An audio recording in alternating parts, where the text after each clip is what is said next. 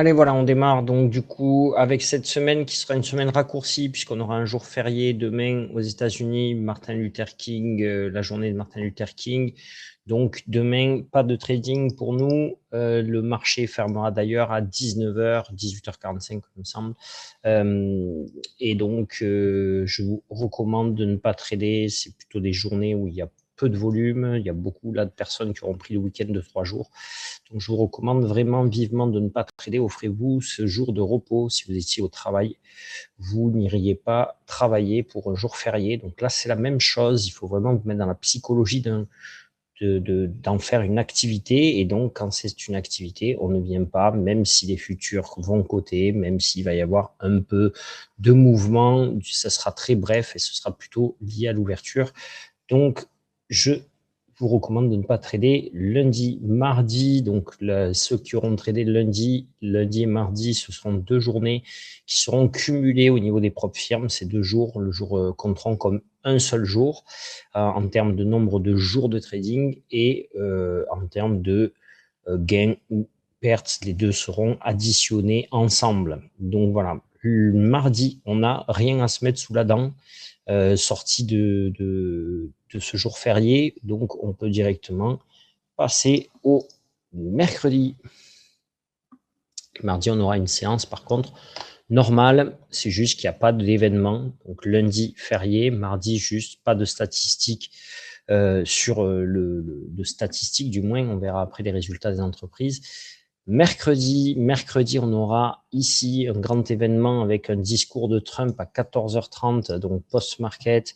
Ce sera très intéressant d'écouter avant le marché, pardon, pas pré-market, pas post, mais pré-market. Ce sera très intéressant d'écouter le discours de Trump, surtout avec ce qui se passe sur les marchés, sur la géopolitique en ce moment. On aura bien sûr le Redbook aussi.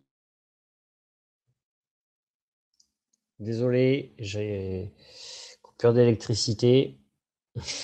Donc du coup, on commence tout. Aïe. Bon, ça va, c'était au début.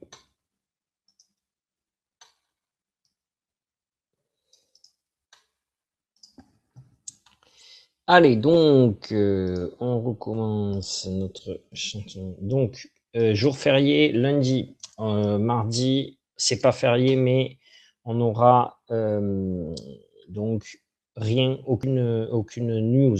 Mercredi, intéressant, mercredi, le discours de Trump, 14h30, c'est ça qui va guider la journée, surtout lorsque on prend en considération l'état géopolitique et le conflit qui l'oppose à l'Europe, et ce sera notre partie macro, c'est la seule que l'on aura. Donc 14h30 en pré-market, on va avoir le discours de Trump, c'est ça le plus important, c'est ça qui guidera les marchés. Peu importe après, j'ai envie de vous dire ce qui arrivera dans la journée, mais 18h, il faudra quand même se le marquer. On va voir le GDP Atlanta, mais c'est sûr que c'est pas ça qui changera la donne.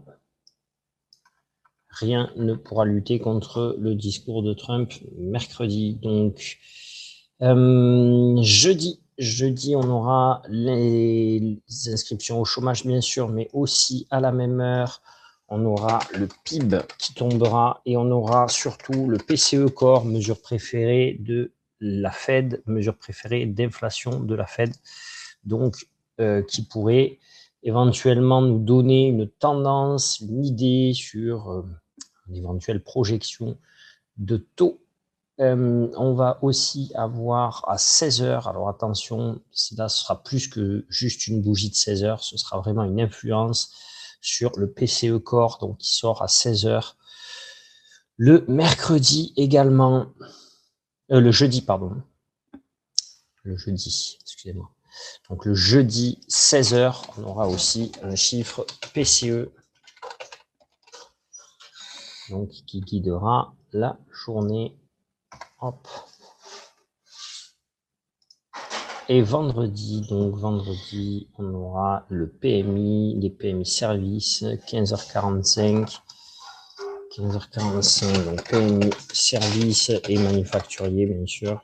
Mais nous, c'est surtout le service qui nous intéresse, puisque c'est quand même l'économie américaine est principalement faite de services. Et 16h, l'indice Michigan qui sortira, même si c'est un indice critiqué par Jérôme Powell, reste qu'il continue d'être publié, donc il faut quand même le regarder et y faire attention.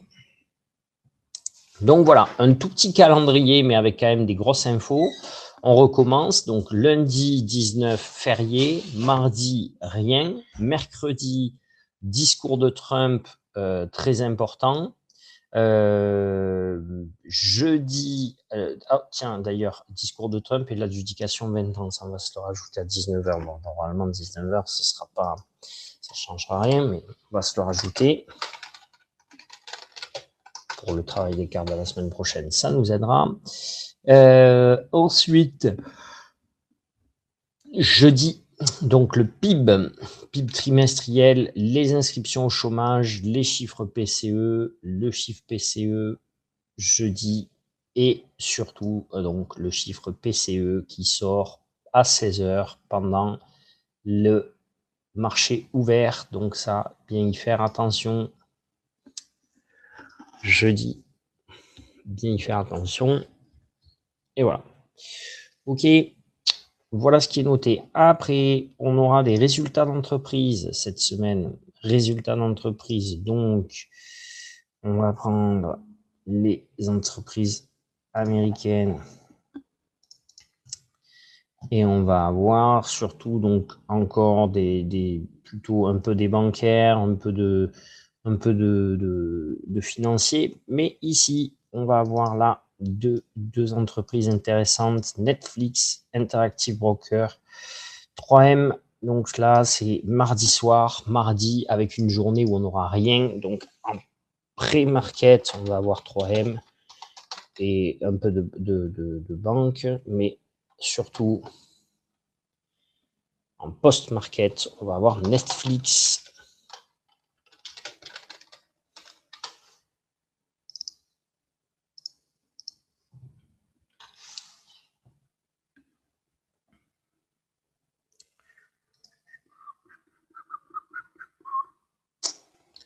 On aura les United Airlines aussi, qui est pas mal en post-market.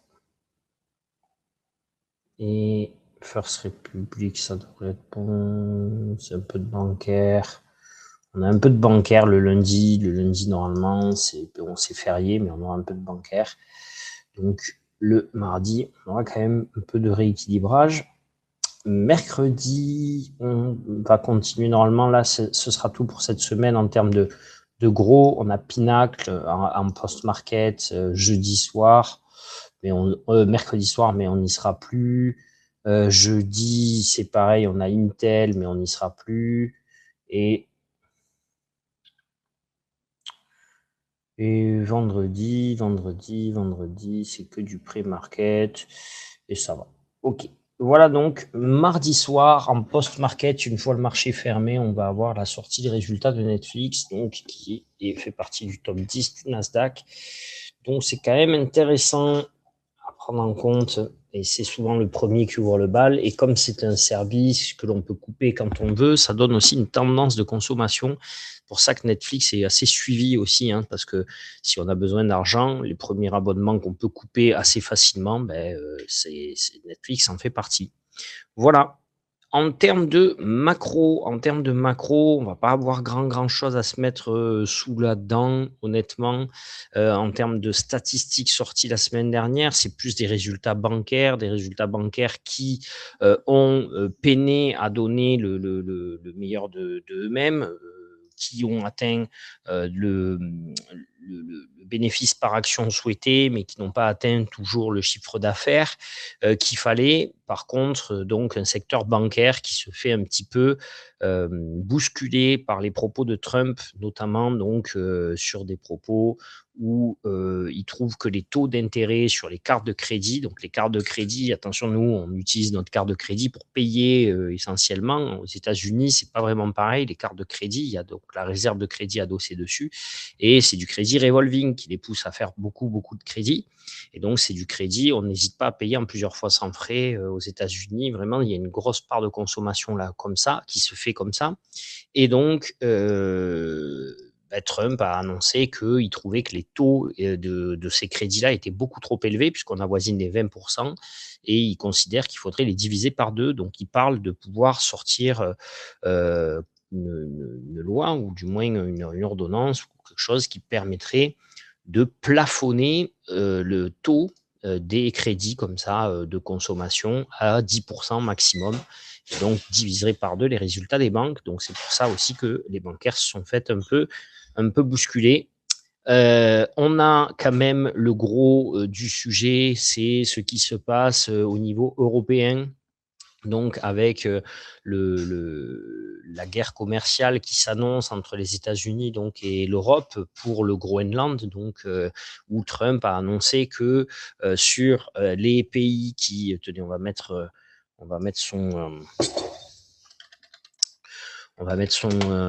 son site, son Twitter, Truth Social à notre ami Trump, et donc qui a annoncé que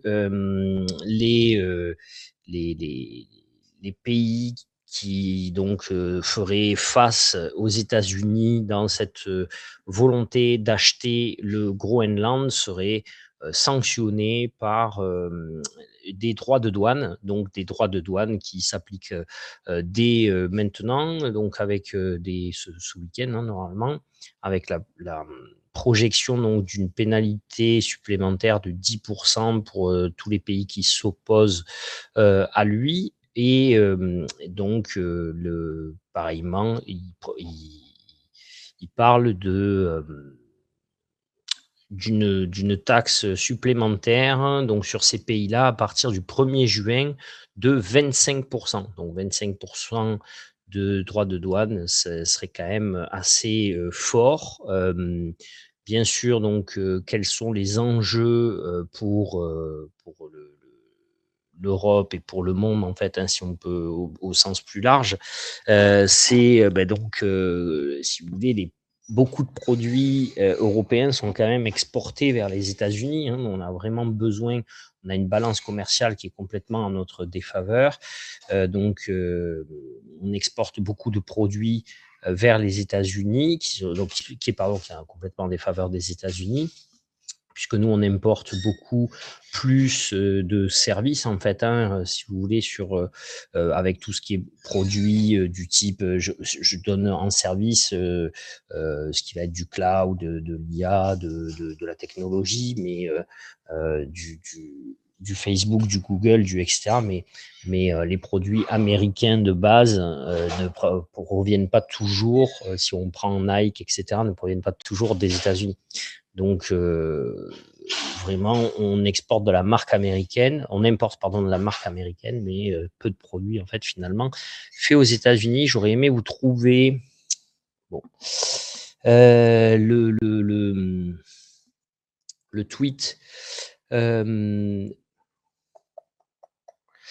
le tweet de Trump sur cette menace donc des 25%, mais bon, peu importe. De toute façon, il menace donc les pays qui lui font face dans cette conquête au Groenland, dont la France fait partie, bien sûr. France, Royaume-Uni, on a une petite, une short list, hein, qui donc font face aux États-Unis, Finlande aussi, Danemark bien sûr, Allemagne, et je pense que à venir, ce sera un sens plus large.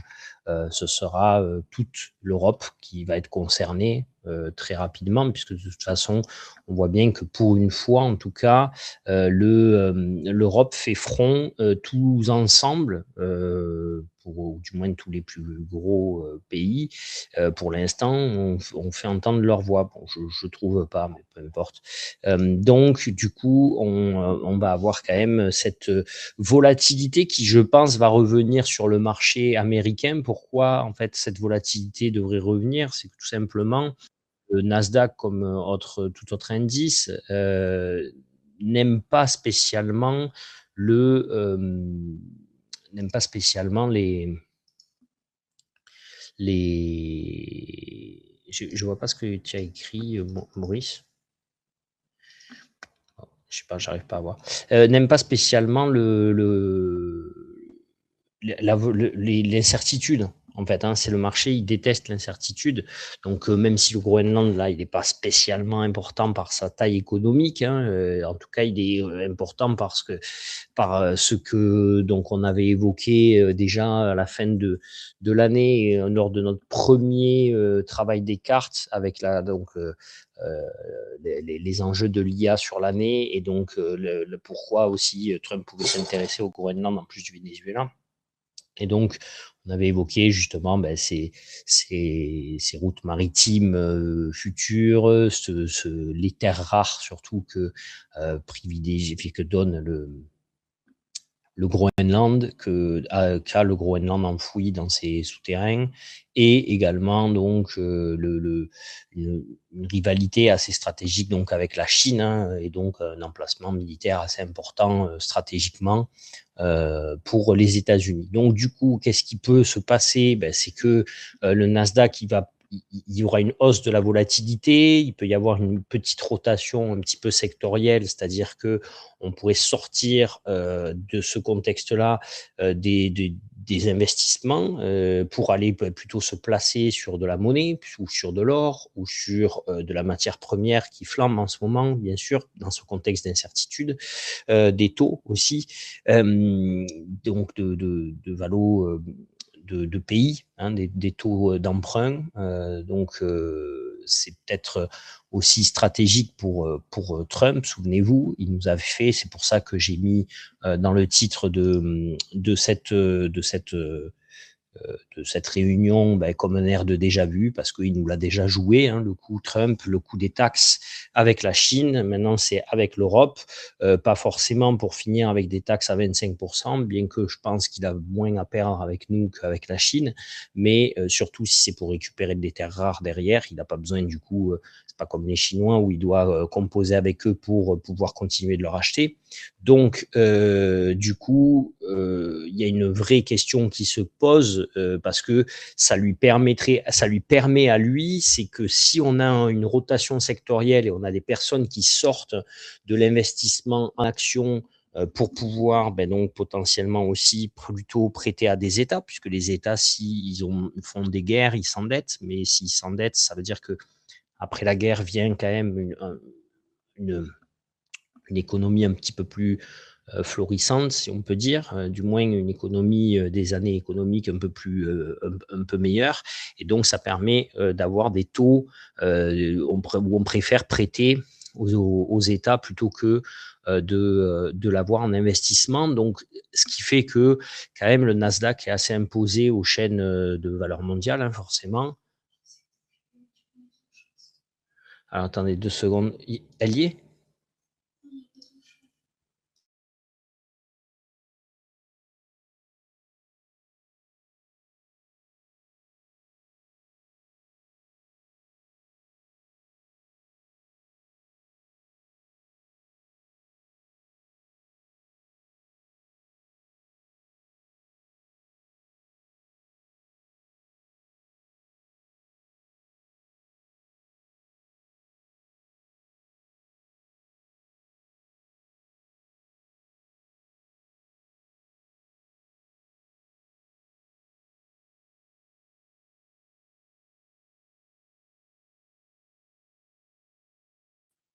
Désolé, décidément ce soir après l'électricité, c'est l'eau chaude qui avait plu.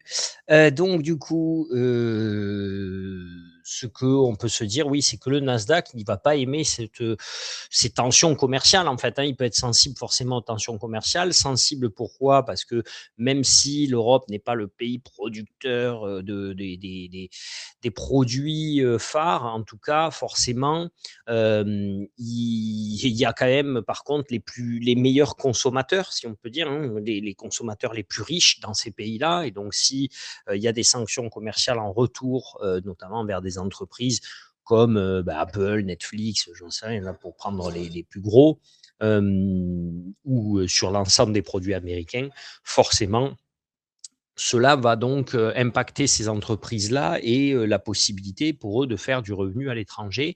Donc, il y a quand même un enjeu assez important. Hem, donc, c'est pas le scénario d'un crack, bien sûr, hein, c'est pas non plus, on n'en est pas encore là, mais en tout cas, on est dans des tensions et les tensions, le, heu, le le marché n'aime pas trop ça. Pourquoi ce serait pas encore du moins un crack? Ben, parce que les tensions sont pas montées, à leur maximum, parce que aussi il y a quand même, un enjeu. L'enjeu, il peut être, donc, au niveau des budgets militaires et des actions militaires et donc il peut être aussi, donc, pour des entreprises de cybersécurité qui, elles, verraient leur valorisation, heu, plutôt croître, sur le Nasdaq. Voilà. Voilà un petit peu, donc en résumé, si on peut dire, c'est que, forcément, s'il y a une guerre commerciale, il y a une augmentation des coûts qui peut, donc aussi remettre l'inflation. Donc l'inflation, ça va être le sujet de cette semaine, hein, puisque en termes de calendrier économique, on va avoir le PCE qui va sortir. Et donc l'inflation, vous savez que nous a dit d'ailleurs un des membres du FOMC la semaine dernière, si je me souviens bien, c'était Kashkari, il y a 15 jours, une dizaine de jours.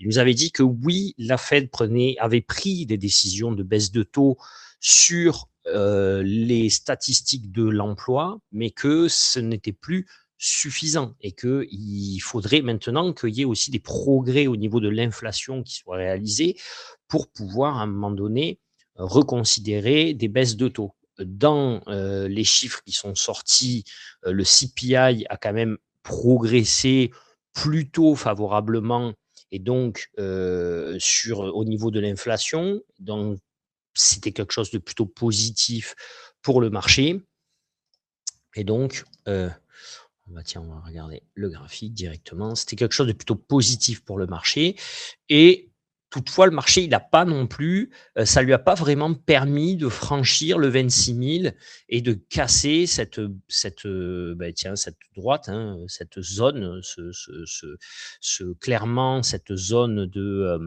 bloquante, cette résistance entre le plus haut du mois précédent et ce 860 qui est vraiment un endroit graphique très bloquant, comme on le voit ici, depuis plusieurs temps maintenant. Et en fait, on tourne un petit peu autour, mais on est plutôt sur la tranche haute avec ce 862.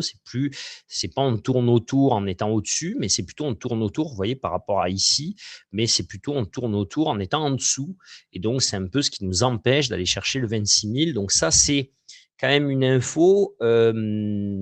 C'est une info parce que forcément, heu, si la Fed, doit si ça ravive un petit peu d'inflation ou du moins, souvenez-vous, Powell, ce qu'il nous dit, c'est que tant qu'il est dans le brouillard, il ne peut pas prendre certaines décisions et là, de telles décisions sur les droits de douane, forcément, génèrent du brouillard pour la Fed et donc assurément, on ne devrait pas avoir de baisse de taux heu, dans les dans les réunions qui arrivent et donc la prochaine, c'est quand même dans 10 jours, le 28 janvier.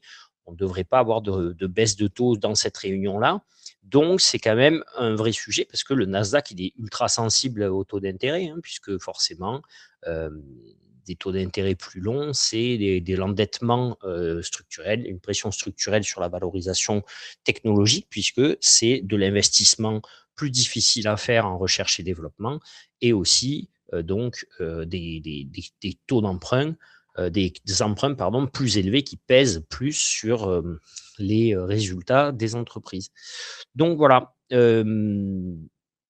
pour faire court, il y a pour moi une baisse à attendre là sur cette semaine, en tout cas tant qu'on n'aura pas le chiffre de l'inflation.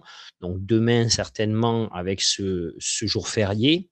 Tiens donc, souvenez-vous, qu'est-ce que je vous dis? Je vous dis souvent que les événements géopolitiques arrivent le week-end, les brouilles politiques se passent souvent le week-end et que là, Trump a choisi un week-end et en plus un week-end de 3 jours pour pouvoir un petit peu hausser le ton avec les Européens. et donc menacé de ces taxes qui auraient créé une grosse bougie rouge assez virulente, je pense, au moment de sa sortie, avant de relativiser, de se dire, bon, est-ce que réellement ça a de quoi faire effondrer le marché? Donc, je vais plutôt regarder le marché à la baisse, hein, vous l'aurez compris. Clairement, le 25 000, je pense que déjà, on devrait ouvrir à minuit plutôt en dessous vers le pivot mensuel ici, là, donc vers les 430, hein. Attention, le 500 n'avait pas marché et le 430 marche mieux, donc le pivot mensuel marche beaucoup mieux que le 500. Hem Et donc, c'est le plus bas de la semaine qui est vers ici. Mais je pense qu'on devrait ouvrir sur le plus bas de la semaine et on pourrait aller chercher donc le 250 ici assez rapidement, qui est le plus bas du mois, hein. Donc peut-être lundi, je ne sais pas s'il y aura le volume pour. Sinon, mardi, ça dépendra où on sera, si on est déjà au 250 ou pas. On pourrait revenir un peu plus vers les 25 000 ici, hein, le plus bas du mois précédent, 24 887. Donc, le plus bas du mois de décembre est quand même 1000 points plus bas, presque. Donc, on a largement de quoi dégazer sans rentrer dans un crack, dans quelque chose de dramatique. Voilà. OK. On a notre droite à 24 010. Donc, ça, on va se l'écrire aussi.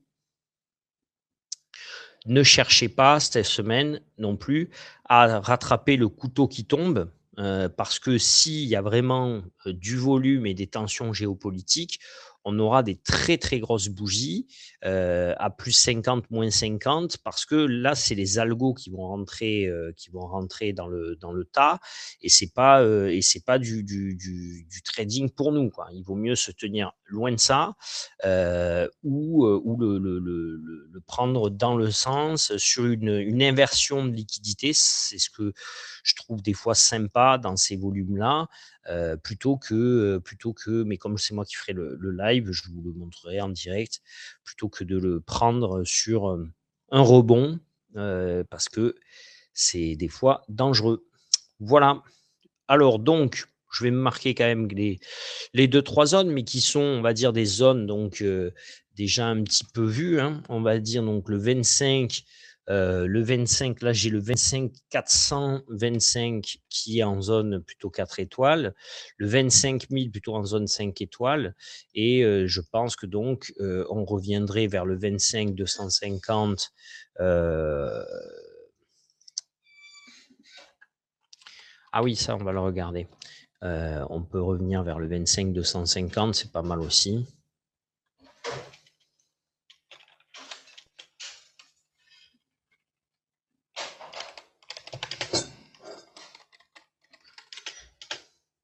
Alors, je vous conseille, quand je vous dis 25 250, par exemple, il ne faut pas le prendre à 25 250 dès qu'il arrive. Attendez de voir la première bougie bleue en 1 minute et rentrer sur l'inversion, parce qu'il faut pouvoir le laisser un petit peu respirer quand même sur la zone aussi. Le plus bas du mois précédent, donc qui est à 24 887, ça serait quand même 24 887, ça serait, marquez-vous-le, 24 887.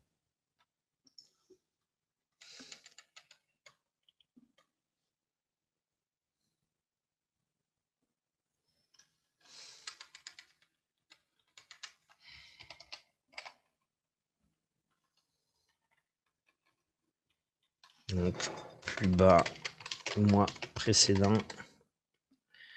Moi, c'est vraiment une très belle zone. En plus, on viendrait rebondir, vous voyez, et sur le S1M, et sur le plus bas du mois précédent, et sur le canal haussier que l'on a depuis Matems, puisque il me semble qu'il est, regardez, il passe à travers là, depuis vraiment un peu plus d'1 an, là, ce canal.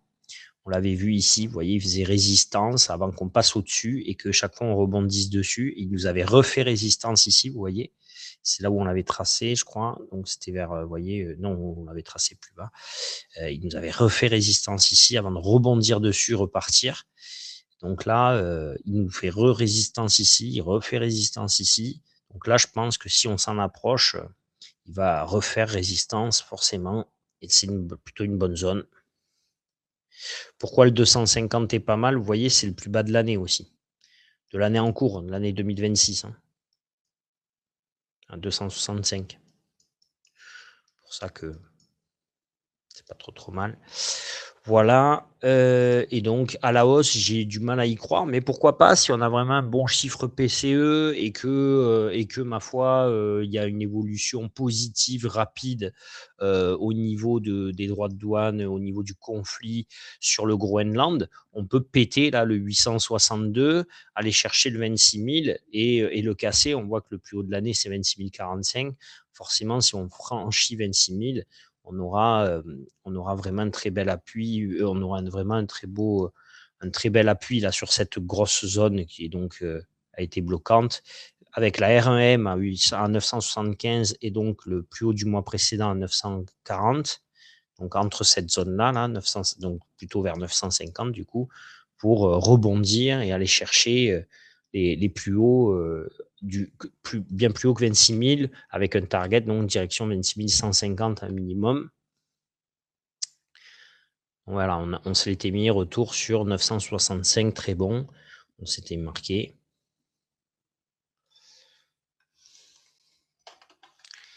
Voilà. Donc ça, on va le garder et c'est tout. J'ai très peu de, j'ai du mal à croire. Alors bon, vous savez que je suis pas un très bon prédicateur de semaine rouge, mais j'ai du mal à croire la semaine verte à 100% qui va casser le plus haut parce que le contexte géopolitique ne nous permet pas et je pense même qu'on va ouvrir avec plutôt un gap baissier. On peut avoir un gap baissier de 1 voire 2% assez important. 1% à mon avis, on les aurait. Si on fait, là, on est plutôt à 689 fois 0, du coup 99, on serait déjà à 430. C'est ce que je vous disais, donc ce serait pile sur le point pivot, c'est pas mal. Et peut-être aller chercher un peu plus. Hein, si on va chercher les 2% de baisse, on serait déjà à 175. Donc, je pense qu'on peut aller chercher ce gap baissier. Dû au contexte géopolitique. Non, cette nuit, là, je pense qu'à minuit, quand on va ouvrir, on devrait avoir un gap baissier qui sera rattrapé vers de 430. Là, peut-être, on reviendrait sur le 570, peut-être. Et après, progressivement, à l'ouverture. Mais demain, c'est férié. Donc, demain, il n'y a pas d'ouverture, normalement. Du moins, pile, ce serait vraiment pile à l'ouverture. Il n'y aura pas beaucoup de volume d'échange. Donc, le fait qu'il n'y ait pas beaucoup de volume aussi peut tirer la chasse d'eau parce que comme il n'y aura pas de répondant en face, ça peut vite dégazer. Et ça peut être rattrapé mardi lorsqu'ils vont revenir, quoi, hein, aussi. Vraiment, demain, je vous conseille de ne pas trader. Personnellement, là, c'est vraiment pas le jour, je pense, pour trader. Mais voilà. Voilà. Parce qu'il n'y aura, il y aura personne en face. De toute façon, c'est férié. Donc, normalement, on ne devrait même pas se poser la question. C'est férié, on prend notre jour férié. Voilà. Je ne sais pas s'il y a des questions, du coup. N'hésitez pas. Sinon, ce sera presque tout, puisque dans ce contexte, pas trop facile à parler de quoi que ce soit. Hein. Là, c'est ce qui va sortir. Non, pas de live, Jérémy, puisque c'est férié demain.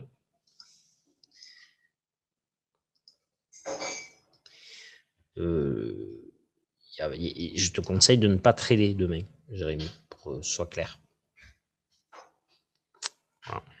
Regardez, on avait vu, juste si on prend un petit peu de temps, on avait vu qu'il y avait un possible épaule, tête, épaule.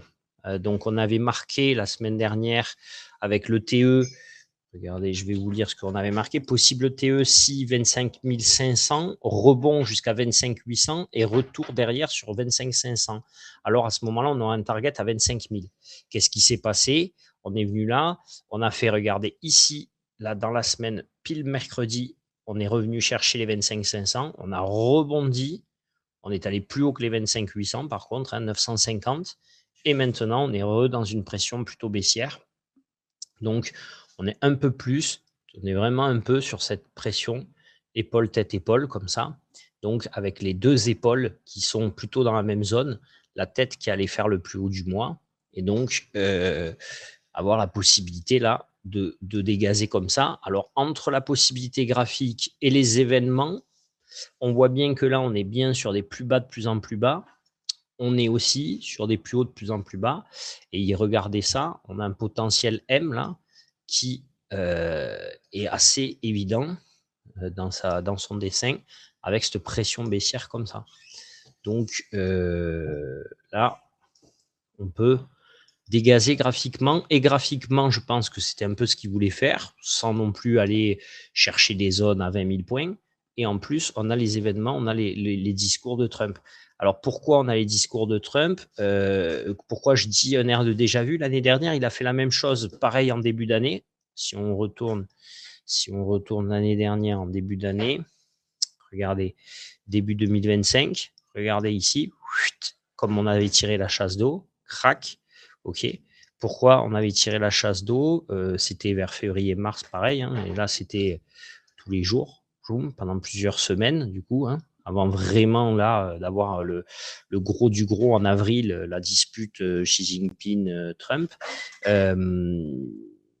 Parce que je pense que c'est son moyen de lutter un petit peu contre l'endettement américain. C'est ce qu'on fera peut-être la semaine prochaine selon les news que l'on a eues.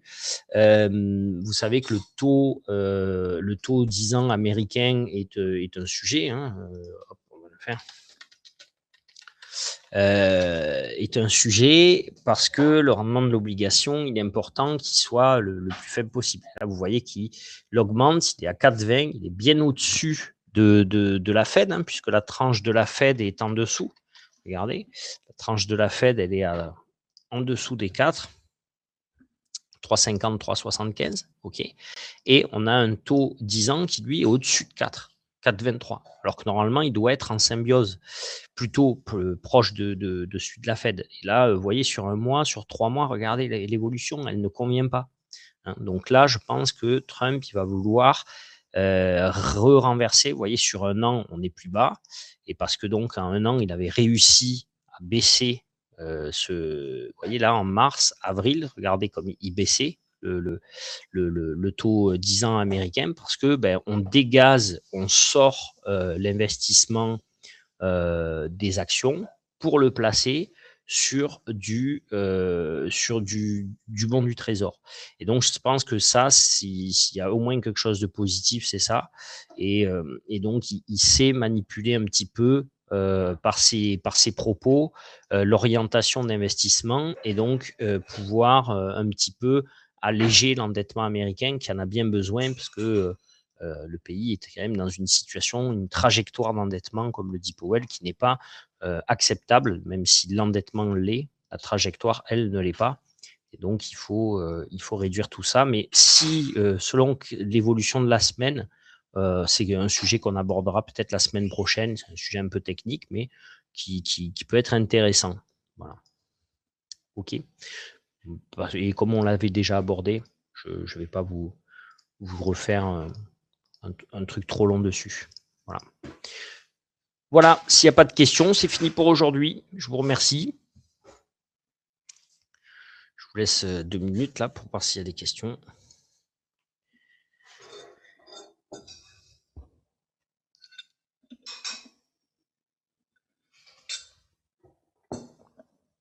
Allez, alors, je vous remercie à vous aussi.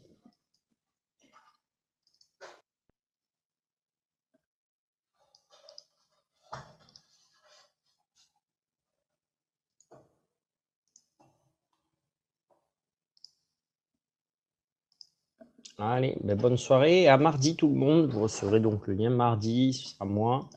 Et on prendra notre temps mardi de voir un petit peu ce que donne le marché. Surtout donc mardi, il n'y a pas d'infos.